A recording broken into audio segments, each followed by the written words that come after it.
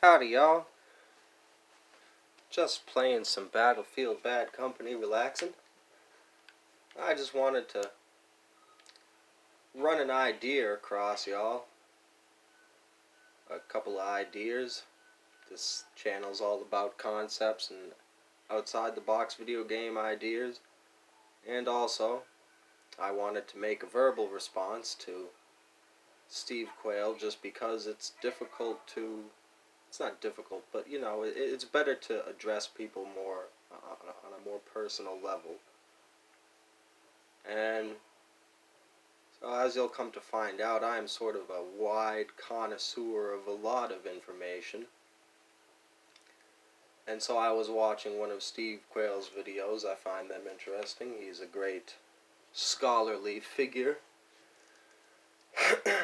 And the only problem I have with him is when he leaps into the territory of video games, he goes off into some crazy world where, you know, the way he talks about him is almost as if it's like, it makes my mind go, what does he think a video game is? Now this game, Mr. Quayle, I know you hate it when people call you Mr. Quayle, but I like it. It sounds cool, Mr. Quayle. Sounds like you're some kind of, I don't know, information source. You know what I'm saying? Like Deep Throat, like Q, like Mr. Quayle. Dr. Quayle. You know. Anyway. Now I was going to do this with, oh, here we go. I was going to do this with Saints Row and point out that I am in agreement with you that there is a lot of, you know, satanic imagery in games. And, like, one of the cars, this bugged me out when I was playing that game. I started playing that. I was playing another game. I was playing Metal Gear Solid, The Phantom Pain. And I was driving around the Jeep, around the map for a long period of time. For no real reason, just because it was fun to drive the Jeep around. And I said, I'm in the mood for a game where there's a lot of different vehicles and I can customize them. Because you can't really do that in Metal Gear Solid. So I started playing Saints Row.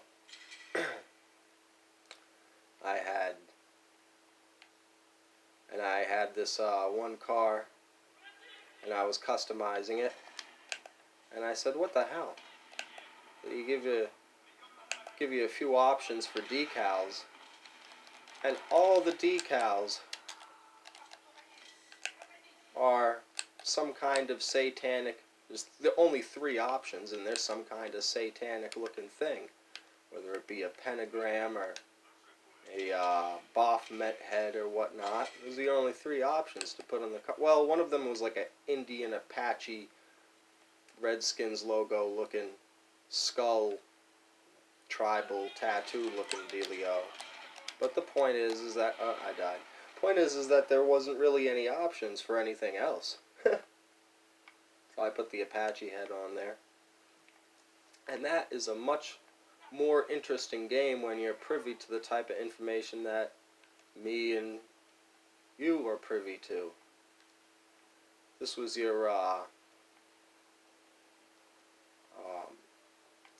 Nazis, Antarctic, Giants episode thing. Ooh, what killed me? That was crazy. I don't know what that was. Somebody must have snuck up on me and knifed me. Yeah, so you have to really strategize in this game. This particular one. Not a lot of the newer games, but this game you really gotta plan your movements because it's not a linear thing. It's a big open map. But you know, the point I want to get across to you, Steve, is that a video game is simply a choose-your-own-adventure Goosebumps book. It's a movie where every once in a while, like I'm just using basic metaphors, so don't tear me apart here, video game people. Um, but it's like if you had a movie that would pause every once in a while and be like, so would you like character A to go down hallway A or hallway B? Would you like would you like this character to agree or disagree with that person? And then that would give you a variety of branching off story. I mean, come on. At the basic level, video games are just movies that you participate in. Some games, my favorite games, are games like Fallout. My number one favorite games, and I would definitely recommend Mass Effect to Steve Quayle, and I was going to mention that, yeah, I know, I'm not giving you guys a lot of action here, but I'm just taking my time with this. I was going to mention that that a game like the Saints Row Presidential Edition, where the world gets taken over by aliens, is much more interesting when we're privy to this type of information, because then it brings a whole new level of meaning to what you're witnessing in the game. Oh, the world has been taken over by aliens. Oh, well, but they're not aliens, are they? Ah. And so that makes it all the more fun, because like there's a store in the game called Let's Pretend where you can get a wide variety of different costumes. And so it makes it all the more fun when you make your character a cardinal. That's one of the options of costumes you can get. It's the only, I think there's another, like a monk outfit. But, I mean, there's limited options, but still there's so many, there's not going to be everything, but, so you can be a cardinal and say, well, the aliens are obviously demons, and I'm a... Why is this guy just not paying attention? This guy's sneaking up on me, and there's a guy over there.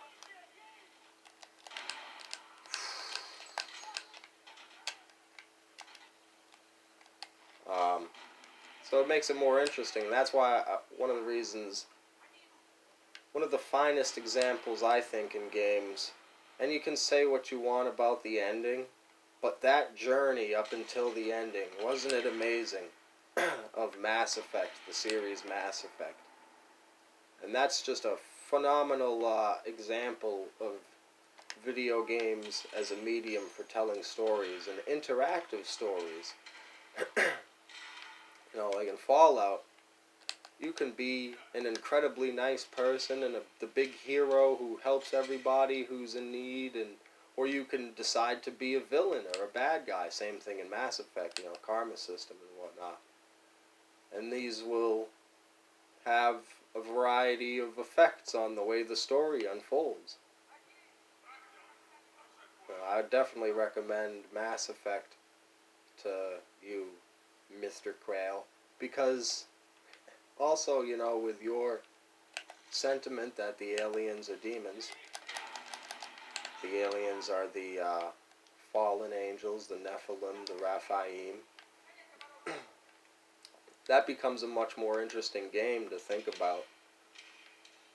Like, say, from a transhumanist, with a bit of transhumanist knowledge, like the aliens that you encounter, or whatever percentage mixed with the fallen angel DNA, air finger quotes, but the demons themselves, the fallen spirits, have moved on to the next level, and that's why they have that the Reapers in the game, which are this sentient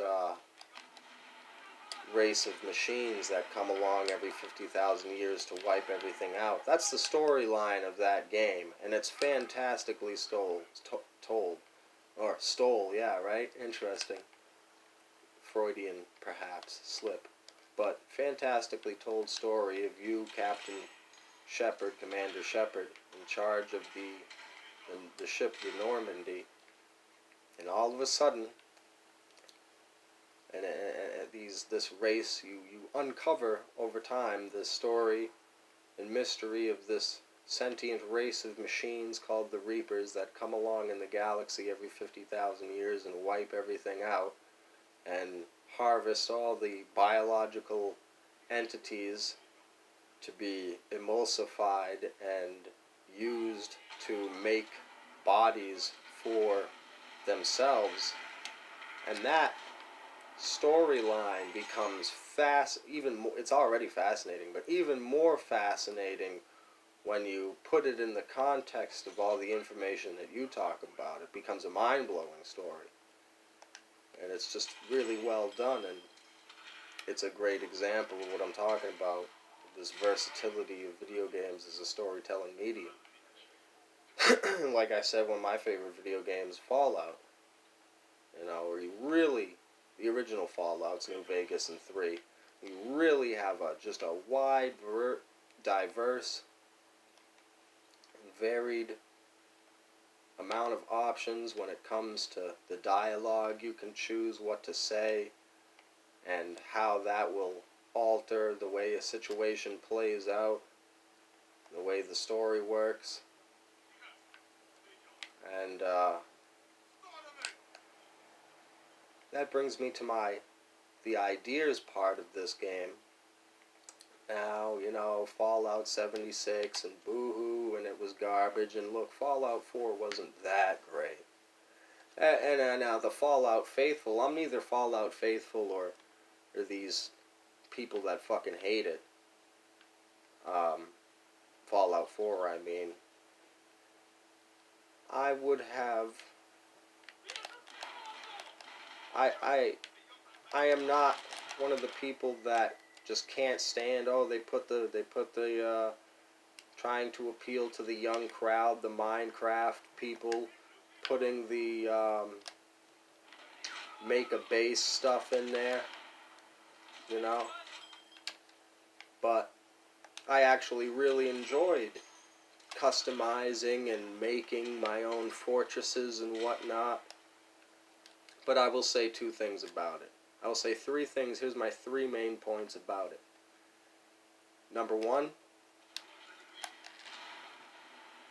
how hard is that? This is Battlefield Bad Company. This is a really old game.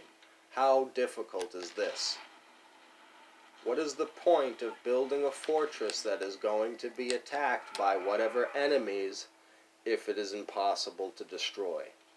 Felt so pointless. The first thing that I did when building my fortress in Fallout 4 was to build the tallest tower I could possibly build, and I was disappointed with how high it would let me build a tower. And then the next thing that I did was to plant a bunch of explosives at the base of the tower, because I wanted to go up into the top room at the top of the tower and blow it up at the base and be inside that room when the tower fell over, because that would just be such a cool thing to see. How like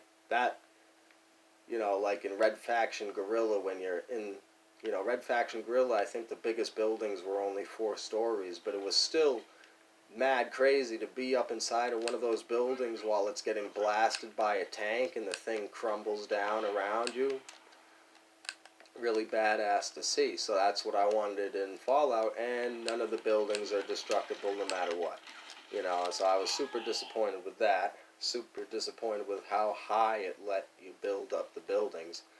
And I understand if that takes up a lot of memory to have the buildings be destroyed, but this would be my point to that.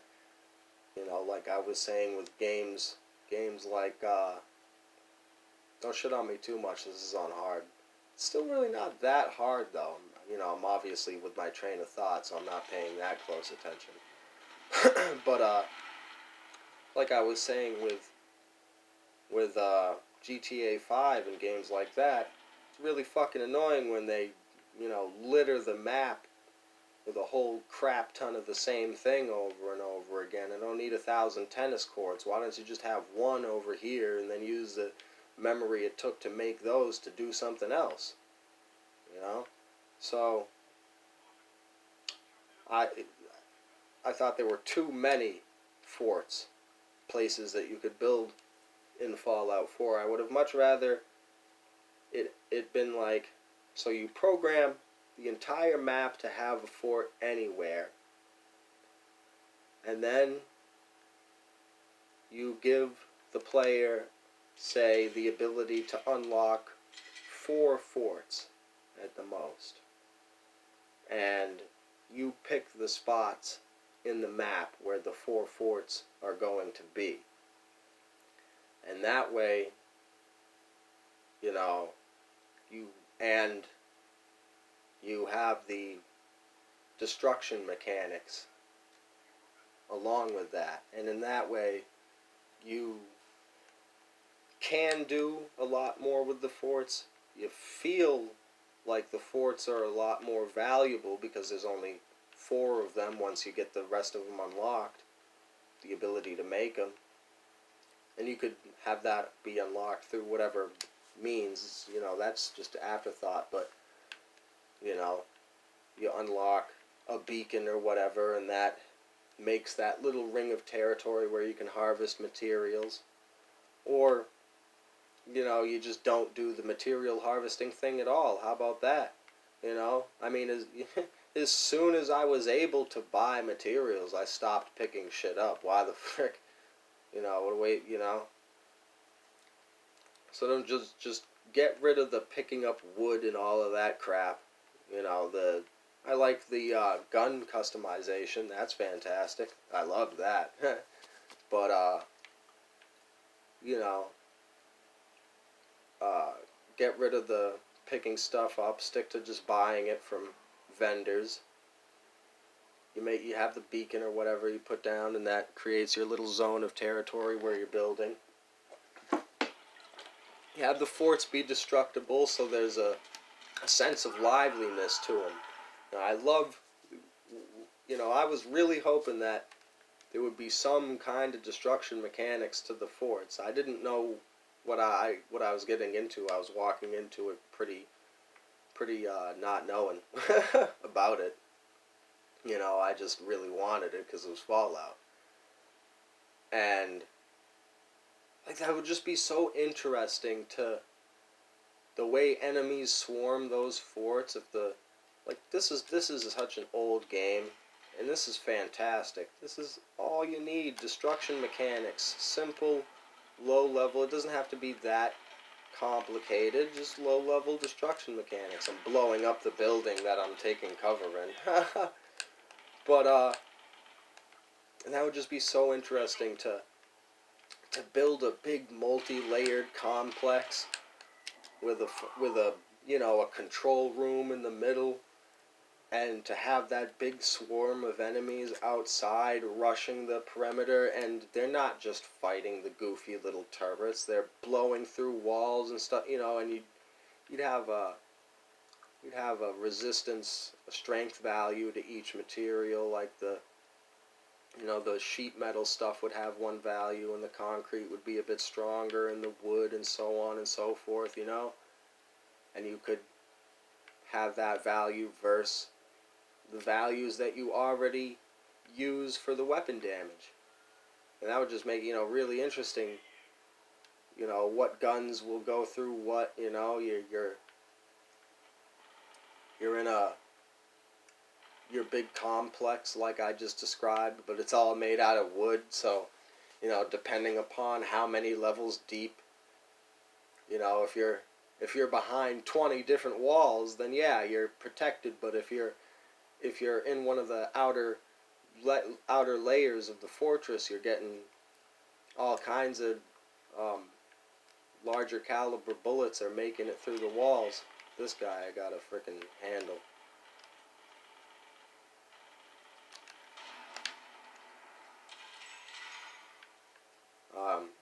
And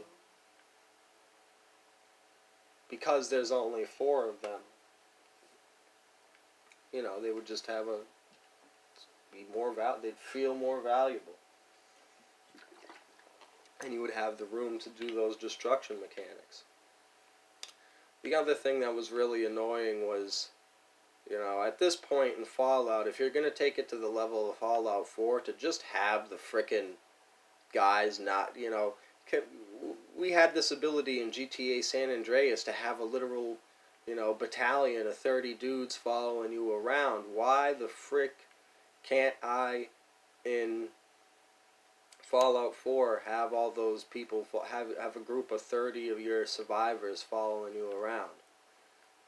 You know, in a big little gang, a little army there. That'd be awesome. No. I don't know how much memory I got left, how much time I got left here to keep going. You know.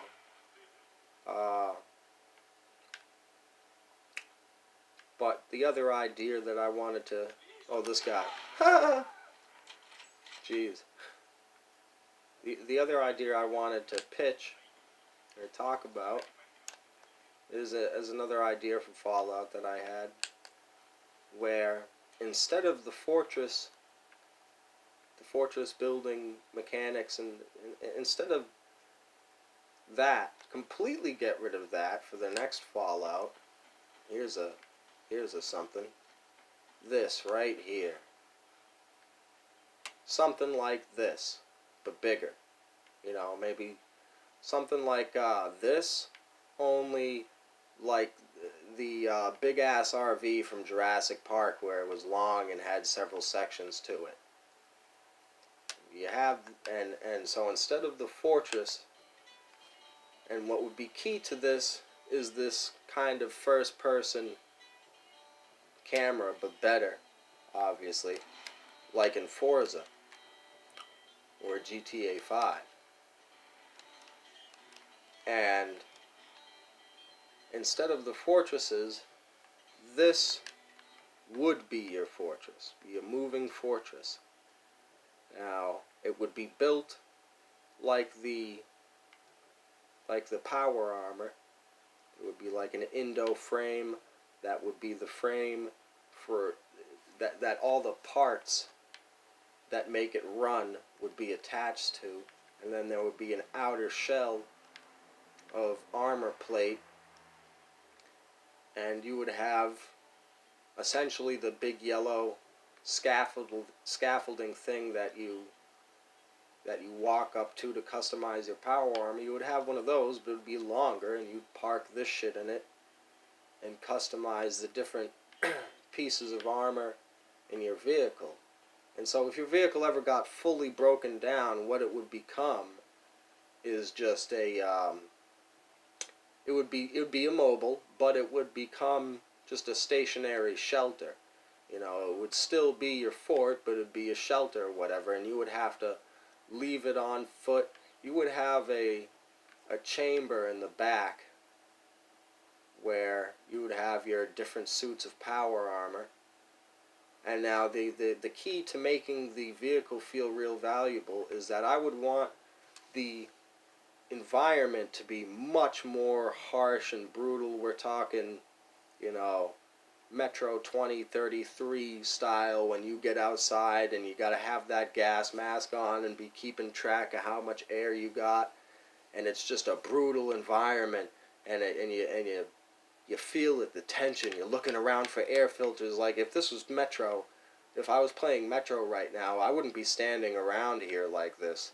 You know, I'd be scurrying around as fast as I can. Oh my goodness, I'm running out of oxygen. Here's an air filter. Okay, gonna attach that. How many minutes do I have? Alright, check the map. Alright, I gotta go over here. Here's the door. Oh, look, another air filter. Shit, I stepped on a landmine. You know? You'd be scrambling. And so your only defense against the incredibly hostile environment would be the power armor. And so you need that in order to,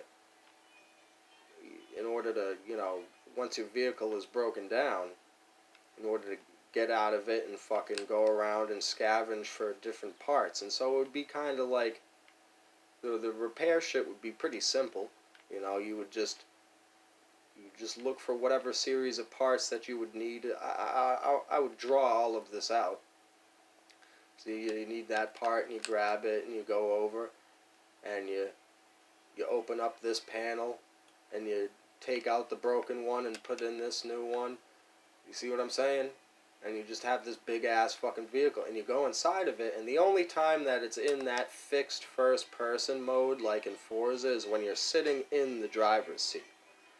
The rest of the time, once you get out of the driver's seat, then you're inside of the thing, and it's like being inside that big RV in Jurassic Park, and you can walk around it freely.